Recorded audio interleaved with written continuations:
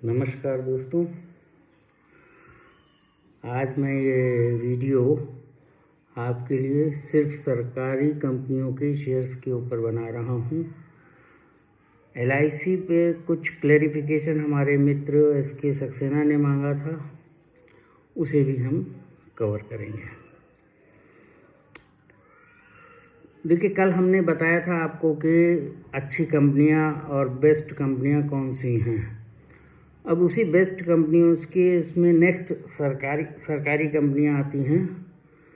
सरकारी कंपनियों में सबसे अच्छी कंपनियों में HAL, BEL ये डिफेंस सेक्टर के हैं। इंश्योरेंस सेक्टर में LIC है। बैंकिंग में SBI है, PNB है और दूसरी सरकारी बैंकें हैं।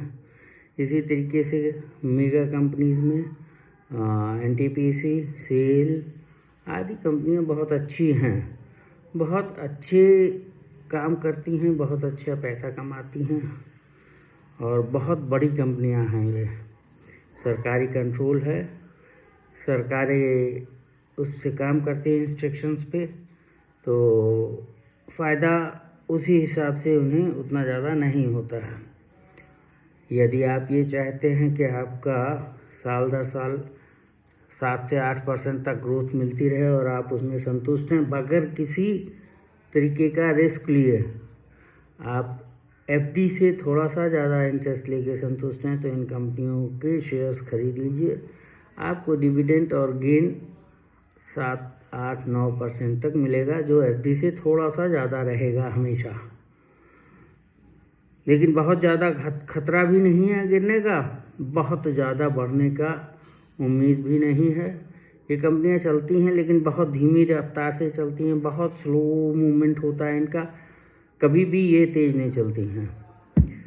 अब मैं आऊँगा कि HAL और दूसरी कंपनियां IRCTC, HAL जो अभी लॉन्च हुई हैं, तो HAL का जो ऑर्डर बुक है वो इतना बेहतरीन है कि हमने अपने पहले उसमें जो व्हाट्सएप ग्रुप पे इसे रिकमेंड भी किया हुआ है 2700 के नीचे ख़रीदने के लिए।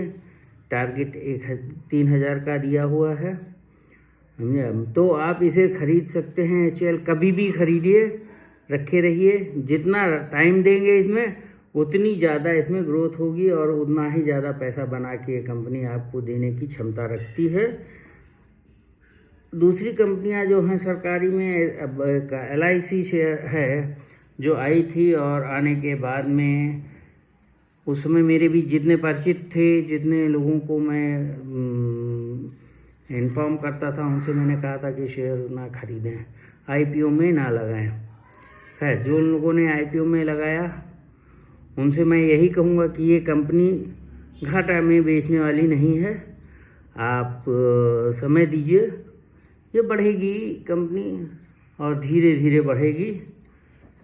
कुछ आना शुरू हुआ है मूवमेंट ये क्योंकि सरकार का पूरा दांव इस पे लगा हुआ है। और दूसरी चीज़ ये है कि इसका ऑफ़र फॉर सेल आने वाला है, जो कि कभी भी आपको आता हुआ दिखेगा। और यदि ऑफ़र फॉर सेल बड़ा आता है तो उसका उस समय पे रेट उतना ही ज़्यादा हो जाएगा, क्योंकि किसी भी सरकारी कंपनी का जब इस तरीके से डाइल्यूट होती है तो उसका शेयर मार्केट में बढ़ता ही है। ऐसा नहीं है कि ये एक LIC के लिए हो रहा है। अभी थोड़े दिन पहले BPCL के लिए खबर आई थी कि गवर्नमेंट लिक्विडेट कर रही है, तो BPCL का शेयर भी एकदम से भागा था। उसी तरीके से जो भी कंपनी है, जब ये आता है कि इसका शेयर गवर्नमेंट लिक्विडेट कर रही है, तो वो कंपनी का शेयर बढ़ना शुरू करता है। तो LIC भी जब ये होगा कि गवर्नमेंट लिक्विडेट कर रही है तो ये बढ़ेगा ज़रूर। ये एक पुराना वो है। दूसरी चीज़ कि अब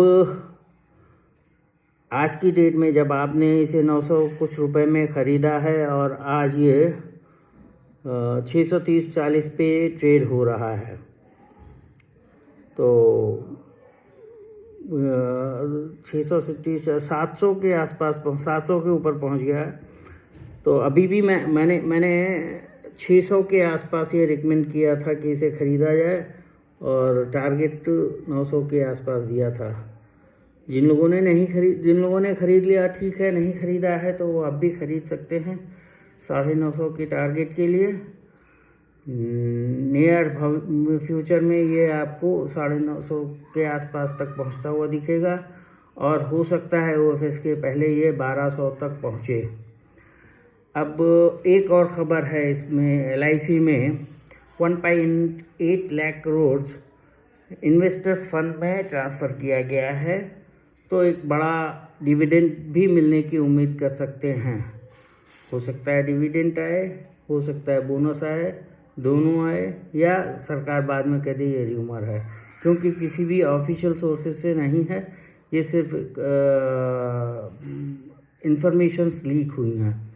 दूसरी चीज़ ये है कि एक और न्यूज़ आई है कि कंपोजिट इंश्योरेंस का लाइसेंस जो है LIC को मिलने जा रहा है, जिसमें वो जनरल इंश्योरेंस भी कवर करेंगे। तो क्या ये अच्छी खबर है या ख़राब खबर है, ये तो जब आ जाएगी खबर तब पता चलेगा किस कंडीशंस में आती है। शेयर होल्डर्स जानना चाहते हैं कि हमको क्या मिलेगा। आपको कुछ नहीं मिलेगा। जो दूसरी कंपनियों के शेयर होल्डर्स हैं उन्हें LIC के शेयर्स मिलेंगे। रेशियो वगैरह उनके बुक वैल्यू के हिसाब से डिटरमाइन किया जाएगा। तो इस चीज़ से आप निश्चिंत रहें, आपको कुछ नहीं फ़ायदा मिलना है।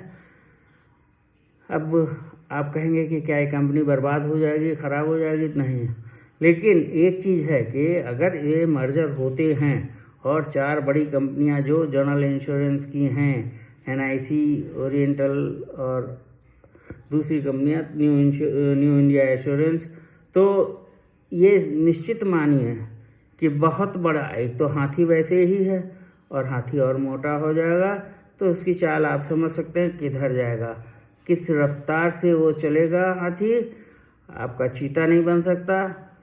दोनों शेयर HAL और LIC में यही फ़र्क है।